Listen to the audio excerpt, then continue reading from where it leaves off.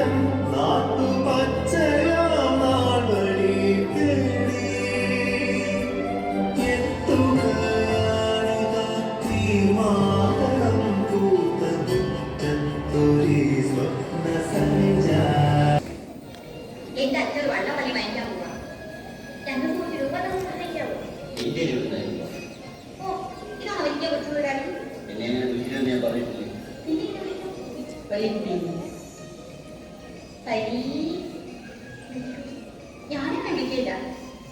എനിക്ക് കറക്കമേന്ന് ഞാനും വിളിക്കില്ല. വലിയ കാത്തി വിളിക്കും.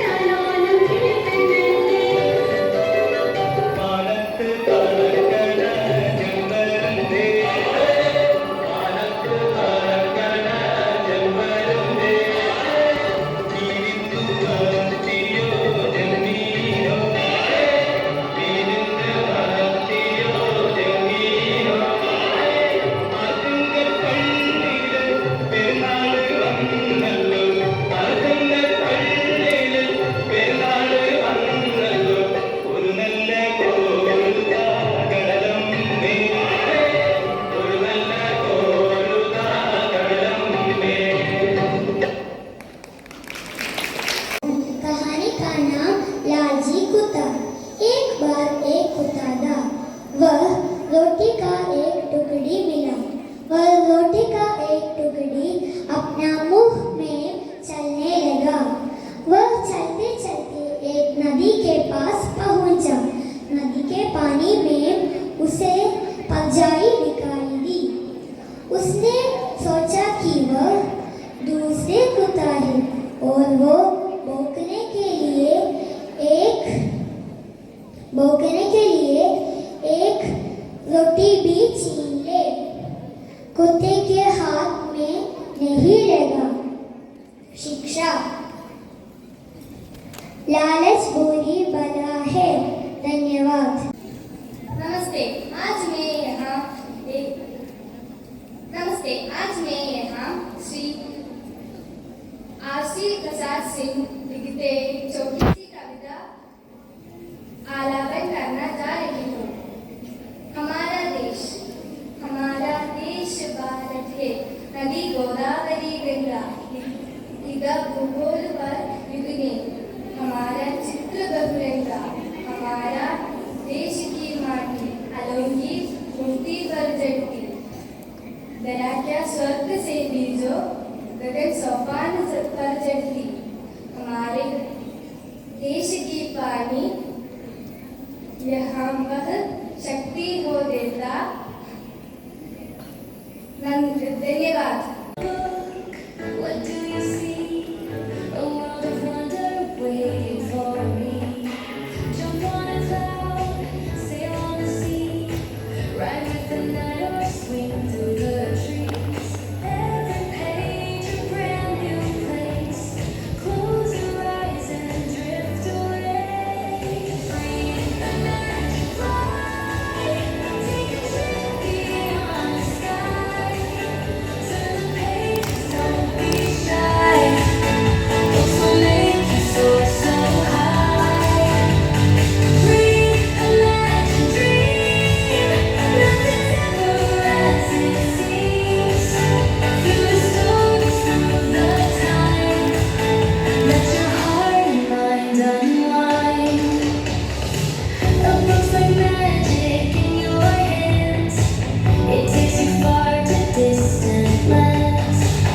Meet a mermaid, chase the moon. Dance with stars or race balloons. Every tale's a secret key. Unlock the world and set it free. Breathe, imagine, fly.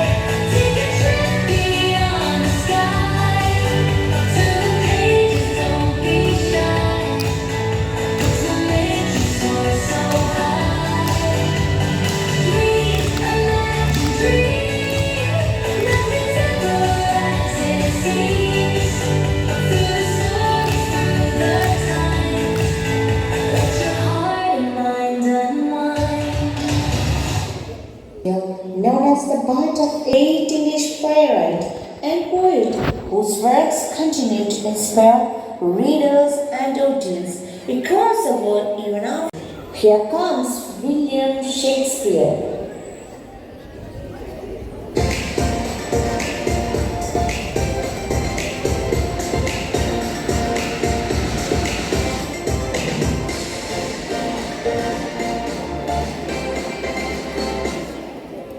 Of William Shakespeare. Here the poet compares lives of men and women in the world to actors playing roles on stage. 7 Ages of a Man, composed by William Shakespeare. All the world's a stage, and all the men and women are the players. They have their exits and their entrances, and one man in his time plays many parts. His acts being 7 ages. At first, the infant mewling and puking in the nurse's arms.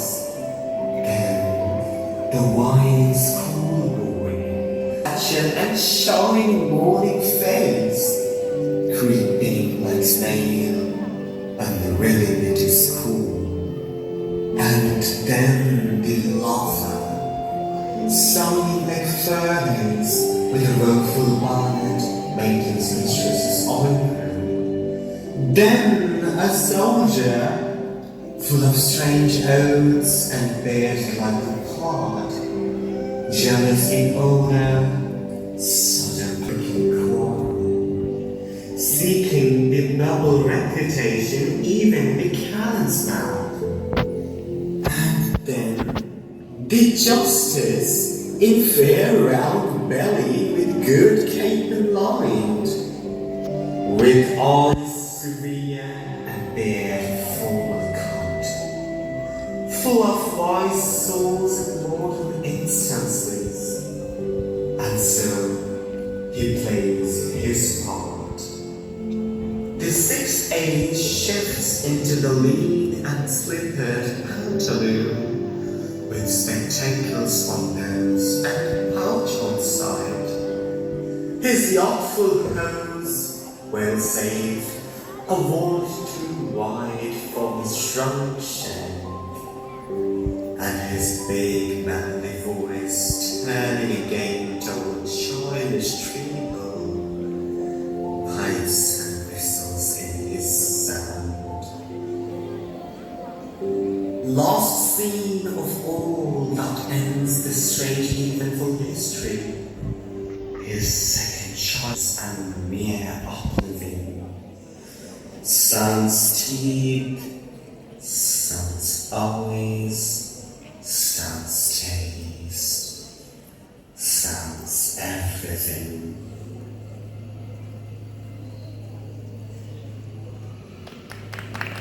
Writing under the pet name Madhurikutti in Malayalam. She is widely celebrated as the mother of modern Indian English poetry. Proudly presents Kamala Das. I am Kamala Das, Berry Brown, born in Malabar. I speak 3 languages, writing 2, dreaming 1. By Charles Dickens. This presentation is an excerpt taken from Oliver Twist by Charles Dickens. Oliver Twist was born in a parish workhouse in 1830s England. As Oliver's mother died immediately after giving birth, the parish sent the orphan infant to a baby farm. Near his 9th birthday, Oliver was removed from the baby farm and put it to work at the main workhouse. The living conditions were brutal. At the age of 9, Oliver was a pale, thin child. He and the other workhouse boys never had enough warm clothes or food. They were given only 3 meals of tin soup every day. On Sundays, they had a small piece of bread. They were fed in a big hall. A large pot stood at the one end of the room, and the soup was served by the master. Each boy had one small bowl of soup and no more. The bowls never needed washing because the boys cleaned them with their spoons until they shone. One day, Oliver and his friends decided that one boy would walk up to the master after supper and ask for more soup. Oliver was chosen. Oliver, we are starving. The food is never enough. You must ask for more tonight. I'm afraid, what if they punish me? You must do it for all of us.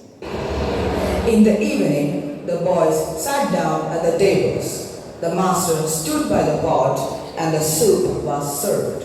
The soup disappeared quickly.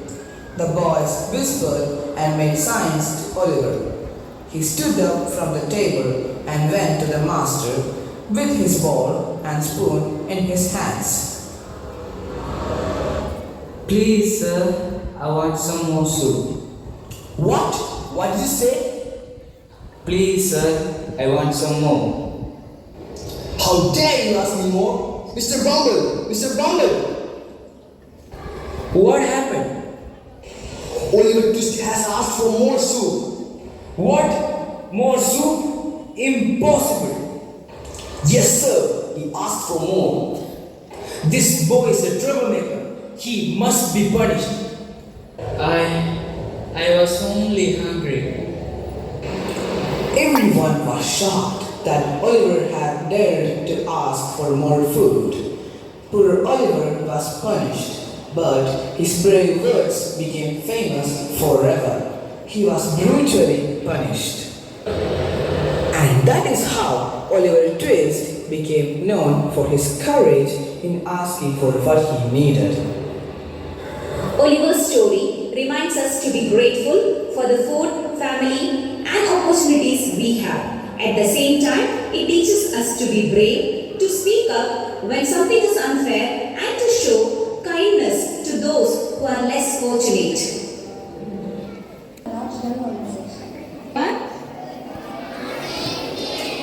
Happy reading day.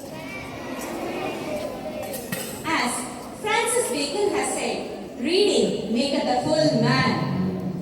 Yes, reading books is a blessing.